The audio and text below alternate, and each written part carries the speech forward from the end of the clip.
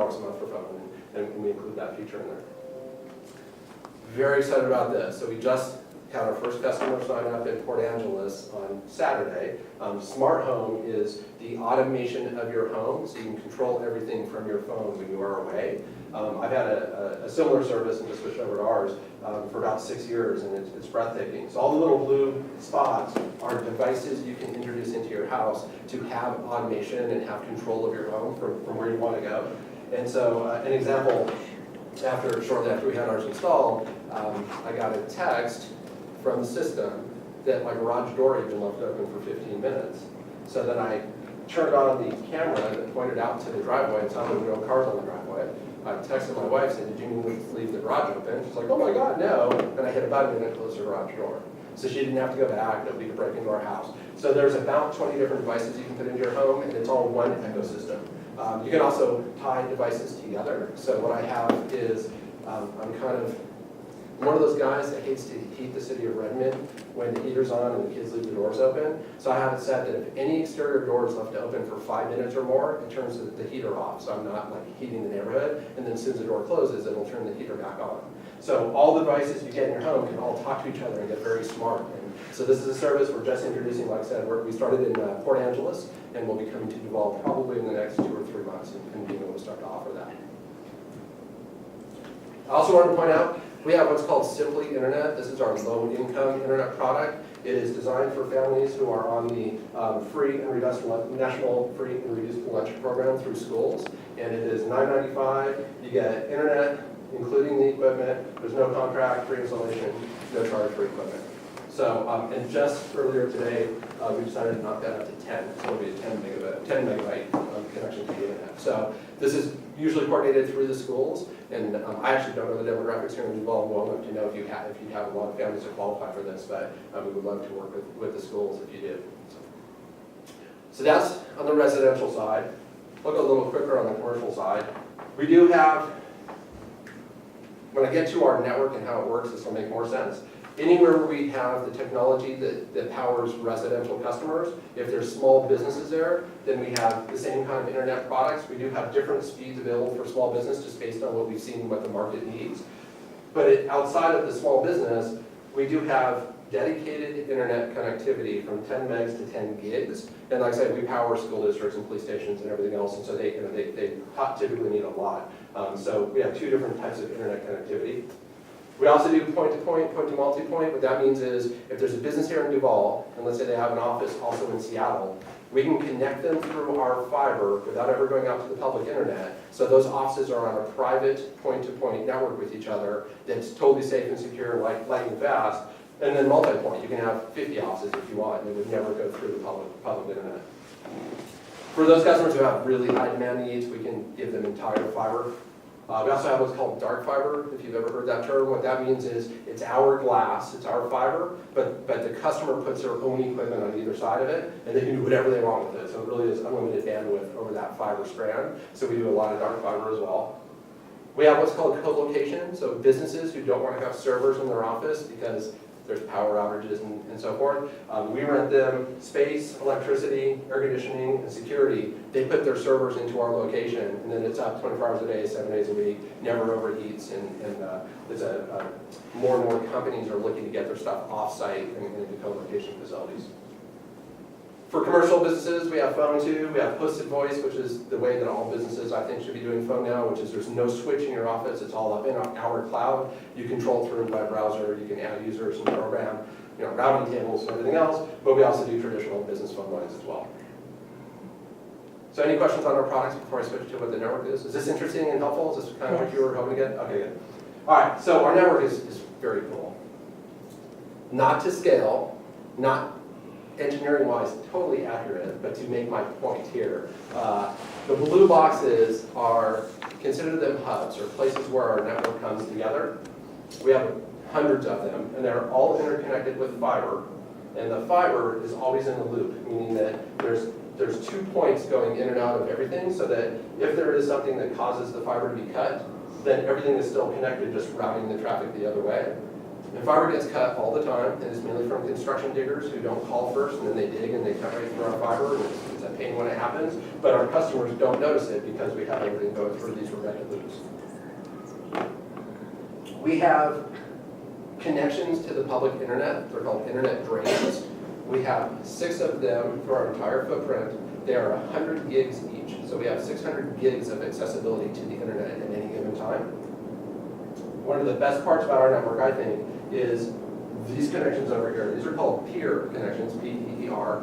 And what it is we watched where the traffic was going to the internet, and we identified who the edge providers are. So the edge providers, when you're doing something on the internet, wherever you get to, that's the edge of the internet for you. So if you're streaming Netflix, Netflix is the edge. If you're searching on Google, the Google search engine is the edge of the network for you. So we identified that there are, right now we're up to about 350 edge providers. So they're the most commonly used places where people go on the internet. And we struck deals with them where in one of our data centers, we connected their servers with fiber. So their servers are on our fiber backbone.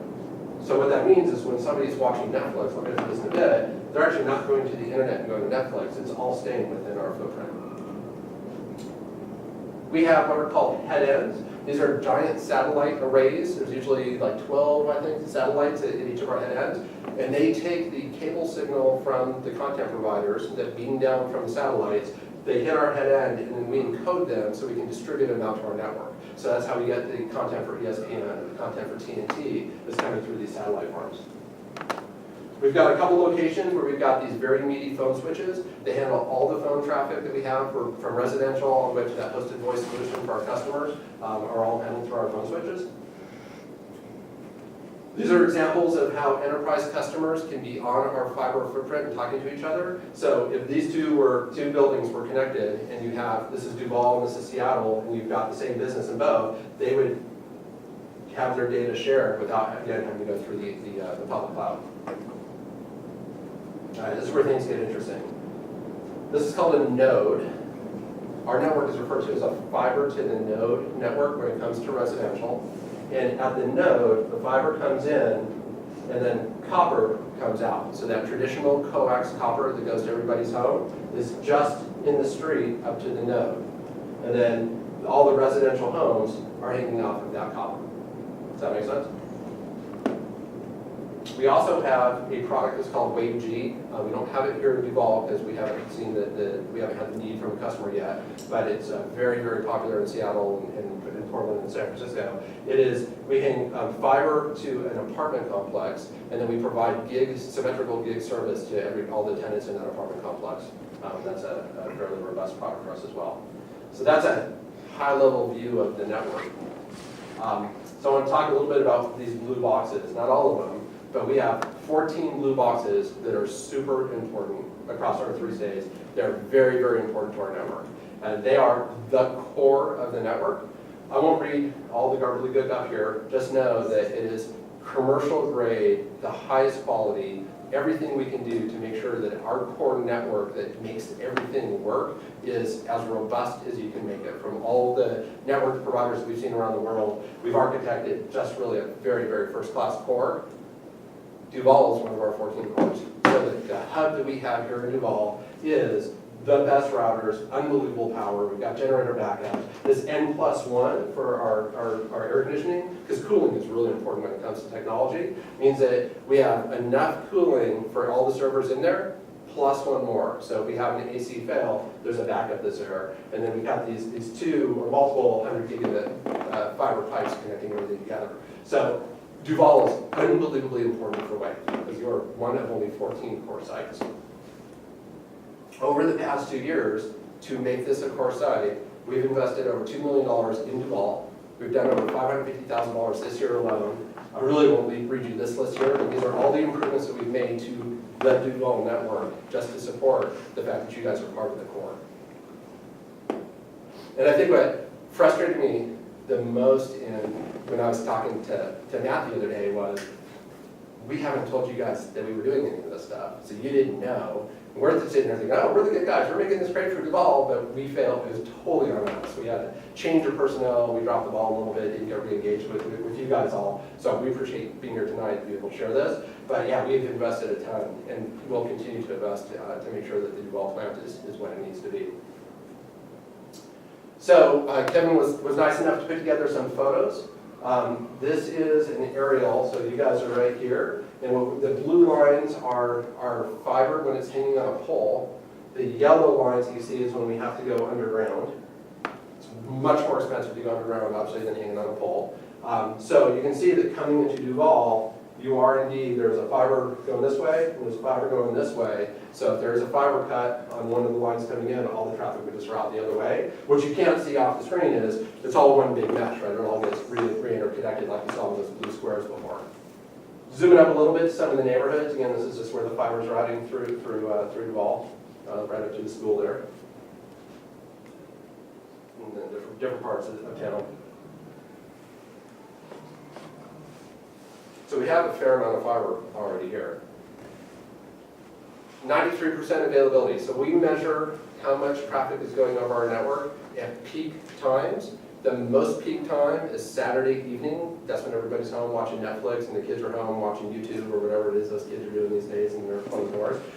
At peak time on our fiber, through Duval, 7% is being used. So we have 93% of the fiber network has capacity to grow.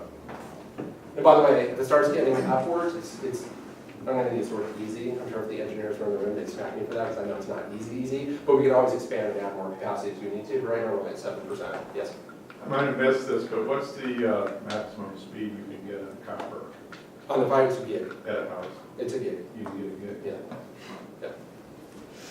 All right, so turning to the coax plant, do you have a question on the fiber? Yeah. Can I clarify that? Yeah. It's a gig down, but upload is still what, limited? Yeah, so the upload, we market it as 10. We are testing going to 30. The tests are going really well. We will probably market it as 20 up, even though we will set it for 30, just because we don't like to disappoint people and they have them get to 22 and go, wow, this is great. One of the things that we're looking at and measuring is in our Wave G, that apartment that was hanging off the fiber where it's symmetrical, we're measuring what kind of up speeds are people actually utilizing, and it's about 15. So even with unlimited, even with a gig, there's just not a lot that goes upstream, right? If you're using Skype to do a video call, you're using about 4 or 5. So, well, again, what we're finding are people who are using high demand on upstream are not doing residential stuff. They're doing commercial stuff, and we have commercial products that would support doing that kind of stuff. But on the residential plant, 30 is going to be more than ample, and we're probably 2 weeks away from making that change. We just want to do a little bit more testing on it. Does that help? Yeah. Okay. All right, turning to the copper side, the coax side of the plant. So we're focusing on this piece right here, right? So it's fiber to the node, and then the node is where things turn into copper. So the purple is the city boundary. We still have our blue as the fiber, and then the red is the coax. So if you follow from the fiber into any neighborhood, what you find is there's just not that much copper that takes place. It is the last couple hundred feet to the house from our plant, but when I get through this, I'll show you one other chart so you guys can recognize these neighborhoods. So we have 16 nodes in Duval, about 140 homes per node. Some are smaller, some are bigger, but on average 140. Again, peak time, Saturday evening, we have 74% of the plant is available, meaning that only 26% is being used on a Saturday evening. So we could continue to grow, have more, and people are using, I didn't throw it in here, but the amount of data that a residential customer is using on a per month it grows astronomically every year. So we're 5.5 gigs per month per residential customer now. So it's a ton of, I'm sorry, 5.5 per day. There's a ton of data that people are using on their homes now. Nonetheless, 74% of our plant through Duval is not being used at peak times. So to kind of hammer in one of the points, let's take a look at that house there and say that they want to watch Netflix one evening. So the traffic is going to be over their copper to the node, and then from that point on, it's all on fiber. And again, it's going right to the Netflix server without going through the public internet. So it's a super fast connection. And it really is mainly fiber. We're estimating about 91% of our traffic's on the fiber, and only less than 10% is actually on the copper side of the house.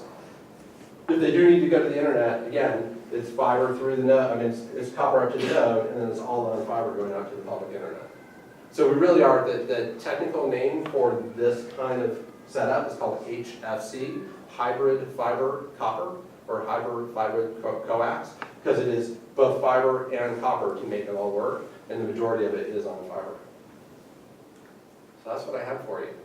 So I think what our next step is, Matt's gotten us to be invited to come to your tech committee, and we're gonna have a chance. I'll bring some much smarter engineers than me to meet with your technical folks and have that discussion and answer any questions down to the bits and bytes of how everything works. And then Fred will be engaging with you guys to talk about our franchises. And again, we've invested a ton in Evolve. I'm just sorry you didn't know about it until now. But we think that we're going to change the nature of the relationship and be much more proactive as a partner with you as you're looking to do stuff in the city and help your residents. But yeah, we're gig to everybody. So I have a question. Sure. When you talk about the 93%, the 74% Yeah.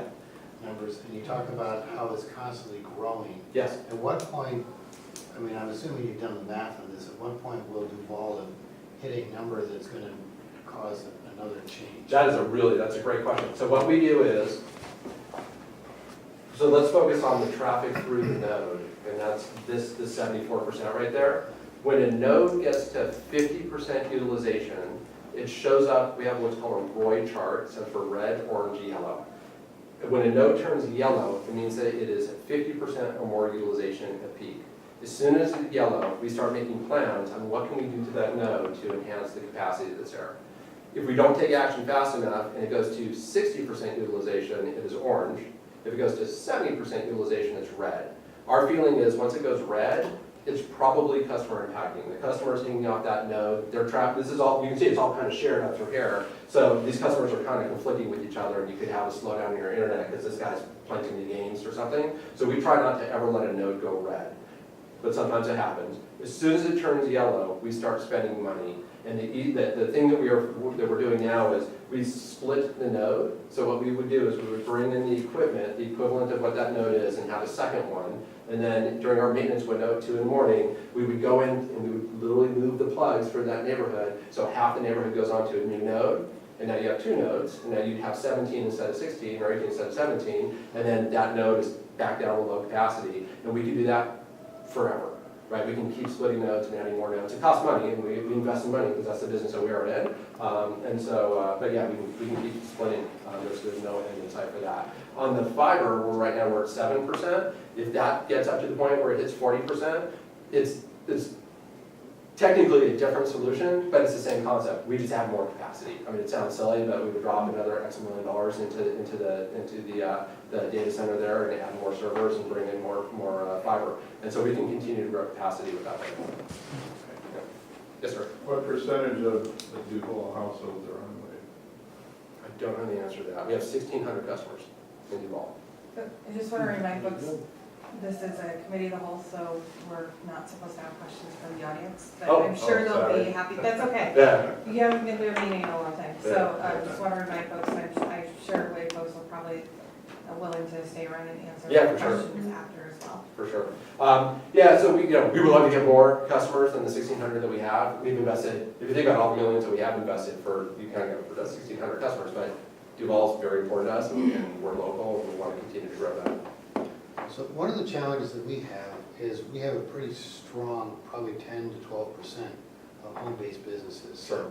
It's has a residential component, but it really, a lot of them mirror almost a commercial demand. Yeah. And so a lot of folks struggle with, one, the bandwidth issue, and two, I've heard this from many folks about the reliability piece. Mhm. Coming up and down, comes in and comes out. And so they're either on a conference call or a webinar or whatever it is, and it will drop, and then they've got to dial back in, and so they get frustrated with that piece of it. Okay. And so I'm wondering, is there some kind of a hybrid model that you can offer some of these folks with that piece? I mean, obviously, I can't imagine some of these home-based businesses are gonna wanna spend $1,000, $2,000 a month on it. Yeah, for sure. But the other piece of it, I'm just trying to figure out how that would best work for them for the reliability piece. Yeah. And two is from the actual usage piece.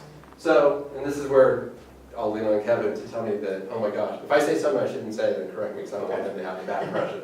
So if the problem is really close to our fiber, we could certainly explore splicing the fiber and dropping a fiber to a home. The cost of that would have to be borne by the customer, and it's not exorbitant, right? If you're super close. If it's here, it's not gonna happen. Like, to get our fiber pulled all the way to there is probably not realistic. But what we do have is, on this plant, if you are a small business or working out of your home and you want to get a business account, it is slightly more expensive. It's not in the thousands, but it's a little more than the residential. And what you get is a different tier of service. So if there is a technical issue, we call in, you go right to the front of the line while the residential customers are waiting. Appointments are same day. We know you're a business, so Kevin will redeploy his 17 techs. If there's an issue and we got a roll truck to that house, you get a truck roll the same day. If you're a residential customer, then maybe the next day or 2 days out, right? So it's a different level of prioritization that we get. But technically, the network is what the network is. I will say, and back me up on this too, so did I say anything wrong yet? Or am I okay? All right. So what we don't know on this network is, are people having problems with it until they call? So on our fiber network, if you came down to our office, and I will give you anybody a tour of our office at any time, because it's really cool to see our network operations center, and it's a big glass building with TV monitors up on the wall and everything.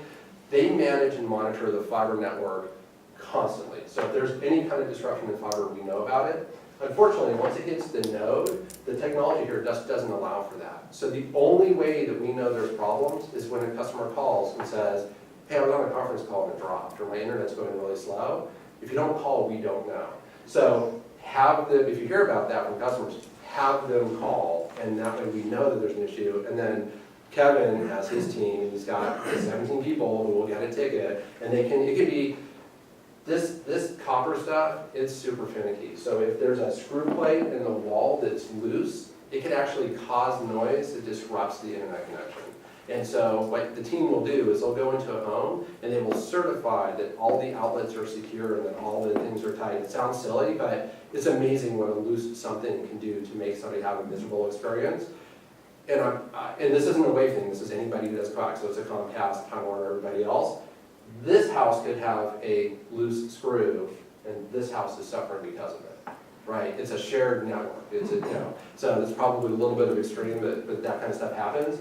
If we can't find any problem in the house, then we start investigating the path along the way to the node and the stuff in the node. So, we believe in delivering the service that we are selling, so we will kill ourselves and we will keep coming back out and getting technicians to do everything they can to identify what the root cause of the problem is, and we will resolve that problem. This system is old. We bought a company called Broadstripe. I want to say that some of the equipment in the ground is 25 to 30 years old. No matter what, it's still working, but when it stops working, we replace it. Right? That's part of the $2 million plus we've spent in development replacing some of that equipment. We don't know to go replace it until people are complaining about it. So it's kind of, does that help at all? So home-based businesses, I would encourage them to get onto the small business plan. This is a different level of service and responsiveness. Not that residential is not great, but it's even greater than that. And if they can get on fiber, then it's a totally different story. Yes, sir. Councilmember Walker. So I have the gig service and trying it out, Okay. and it works pretty good. Okay. There's some volatility in the download, but Netflix works great. Okay. Good. It appreciates that. But upload is limited to basically what almost like similar to the standard plan I had before. Yes. So you don't see any difference in the upload. So I think it does work pretty well. It does work better than the prior service. I want to say that. Okay. The question I have is what is the plan for the future, and when, if ever, will we get actual fiber? Because as our mayor mentioned, we have a high population of people here that either have a home business. There's, Yep. I think about 7% of our population, working population, works from home. Mhm. We have a lot of people in the tech sector. So even if they're employed elsewhere, they often remote in if they can.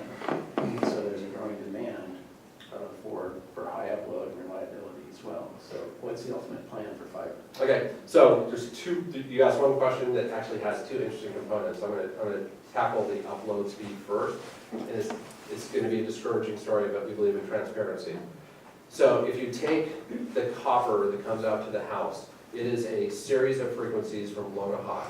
And on that band of frequency, we have different things that we do. So we have upload, we have TV signals, we have the telecom component, and we have download. The upload component is limited to the low frequencies within there, and it butts right up against the TV programming. What it would take to move the TV programming out of the way so that we can expand what we have for upload is not feasible. So we are capped where we are. The ability to move the upload to a different portion of the bandwidth is also just not feasible. It would be a rip out and rebuild of an entire network. It would be hundreds of millions of dollars to do. So on the copper plant, from an upload perspective, upstream perspective, until technology improves in something, and it has been improving because we're up to 30, which is way better than what we have been just through changes in technology. 30 is looking like what the upspeed is going to be. So that's from a copper perspective. I still say 30 is pretty good and for most things that are happening. To take a neighborhood like this and change all the red to fiber is, again, it is potentially tens of millions of dollars, right? To get fiber going through a neighborhood, not say that it can't be done.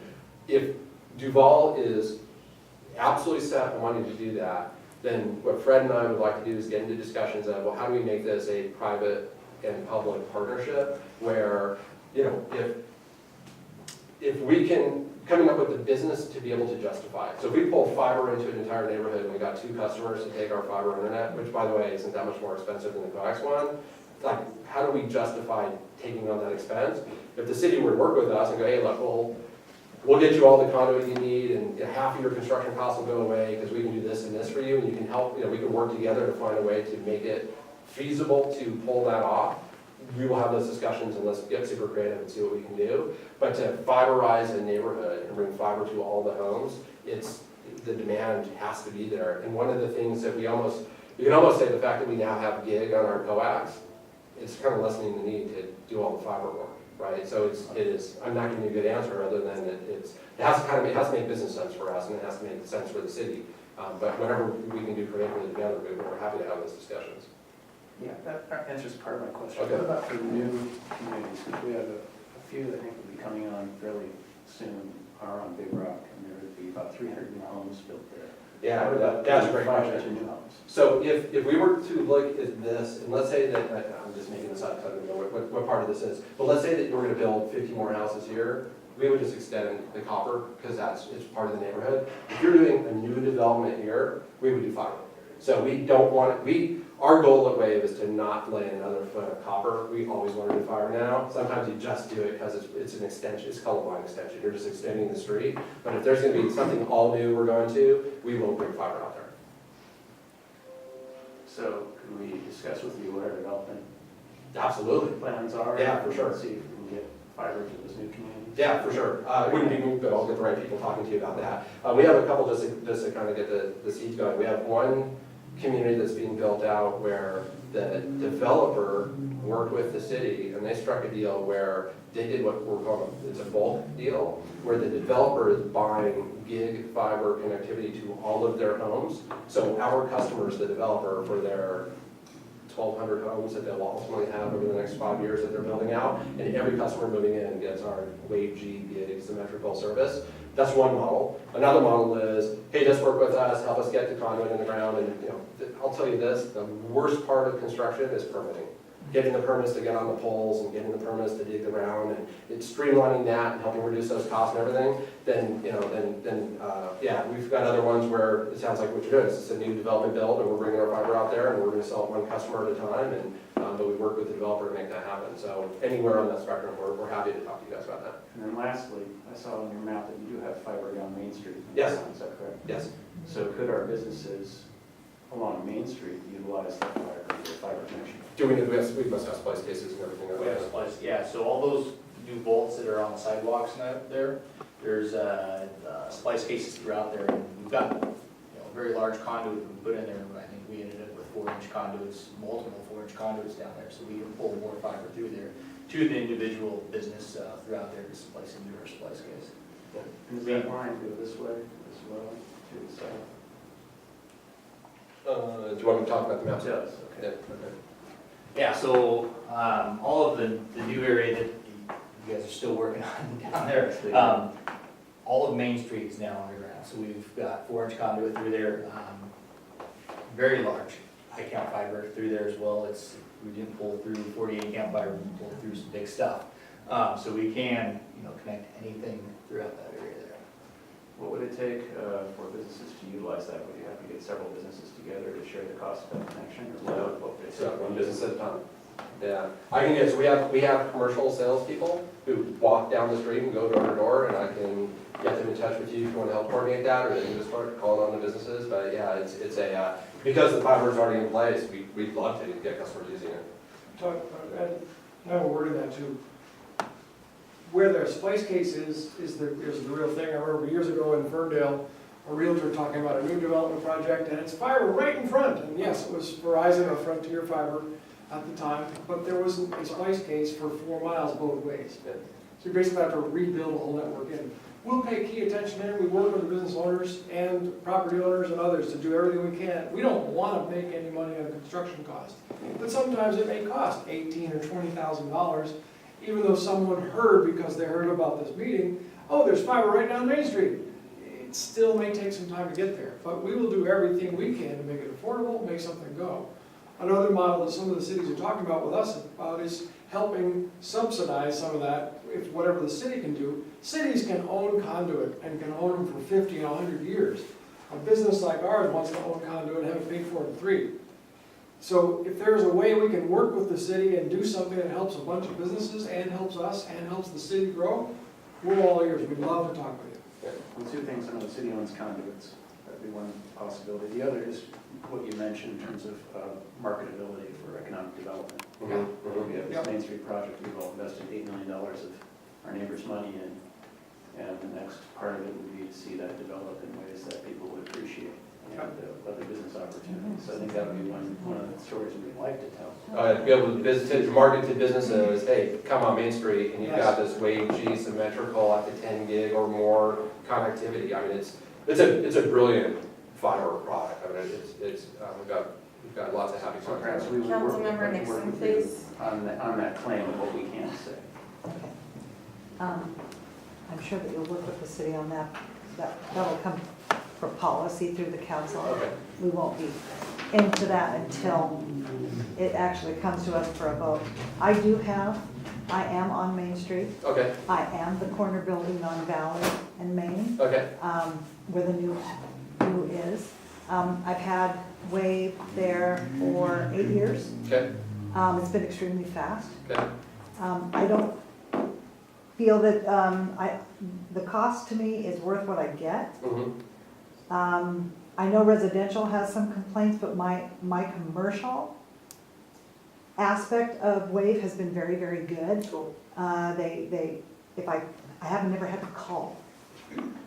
If I've been there 8 years and haven't had to call. You're my favorite customer. If it goes out, I will, Yeah. and a lot of times you'll read them on things onto the discussion board. If the policy comes through council Mhm. from staff, and I'm glad you're meeting with the IT department, Mhm. that it has nothing to do with council, so Mhm. I'm sure we'll be having some information brought to us that we can look at for the constituents and move forward, so I'm really glad you came today, thank Okay, you. well, thanks. Do you know your sewer connection, is it fiber, or are you on the coax in your business? I don't You don't know, know? Okay. I have no idea, how's that? I have a little router and it works like mad. Okay, again, my favorite customer. Anyone else have any questions? Councilmember Thomas. So, speaking more to the residential side of things, you said earlier that you're disappointed that nobody has messaged out what you guys are doing, the investments in your infrastructure. Yes, I'm a little disappointed that customers aren't having better experience. right. So what are the expectations of when the new infrastructure is gonna result in better experience for the people who live here? Yeah, it's a And then- great, it's a and great. then question. my other part of the question is, you must know the reputation that internet has in Duval. Mhm. And it's both providers, it's not only you. Mhm. You have a footprint in town that you can't access through a phone. You can't call them and say, you don't call me, I have to go through the main call center. What are you guys doing to help Duval, if it is so important to you, as one of your 14 backbone cities, Mhm. to help the people here to get better internet here? That's, well, okay, so, So the reputation, I'll touch on the reputation part first, it is a love-hate, right? So we have customers, we don't hear from the customers who love us, we only hear from the customers that are having problems, which is to be expected. We do what's called an NPS score, it's a Net Promoter Score. Most businesses do a measurement. If you've ever taken a survey where it says, on a scale of 0 to 10, would you recommend blank to your friends? That is a well-known and consistent way to survey customers. The top NPS company is Apple. They have an 88 score, it's unbelievably positive. The worst company in America is Comcast, they have like a minus 52 score. We're 62 positive. So the majority of our customers, when we do survey them, we're definitely on the promoter side. Throughout your company? Yeah, across the whole Any footprint. idea what Duval is? I don't, it's good, but I'm gonna see if I can drill down into that. I think part of the biggest frustration we have, and I've got a friend who recently moved just outside of Duval and became a Wave customer, and because we're friends, he contacts me whenever there's a problem. I'm not good at supporting stuff, Kevin doesn't want to know. And so the thing that's interesting is I think what happens in Duval is people are just so used to it not being good, they stop calling, right? And like I said before, if you're on residential and you don't call, you don't know that it's not good. So we assume it's good. Is that a fair thing? I know we do Yeah. proactive sweeps, we do things too, but. We've had customers that were off for 4 days, just didn't know why, because they just thought that the internet or the services were off. Someone would eventually show up there. Yeah, But at the end of the line, if someone doesn't call them, we don't know. we don't know. So one of the things I would encourage for the people if there's a negative reputation and Wave's not good and the services always going down, we actually don't know that, because when we do learn about it, Kevin's team kills themselves to get it up. And if we have to replace equipment, then we'll do equipment replacement. So I think, in terms of moving forward and working with customers, it is coming here. It is, there's one of the guys on my team, his name is Jesse Gregory, I met him the other day. Jesse runs and is responsible for the retail store that we have here, plus we've got salespeople that are walking the streets and trying to win business. So he is kind of the face to the community in his leadership to try to be more engaged and to do community events if we need to. And we just want to hear when there's something wrong so we can go fix it. I mean, it's kind of. Okay, but let me push back just really quick on that. We're So, almost out of time. okay. Councilmember Iyer has a question, hasn't been on. okay, so social media makes it really easy for you guys to be a forefront company in changing that reputation. Just get on the discussion boards, get on, any local, listen a little bit to what the customer's saying, Yeah, and be proactive about trying to change that. It would be so simple to do, yes, and I think if you could implement that mechanism, people would really take note and go, oh, they do care, because I'm putting out, hey, I have Wave and I'm out, my service is out on this block. yes. Is anybody else having the same experience? You guys could jump in there and say, hey, report it, let us know. It wouldn't take very much of that, and you guys would. I just launched it.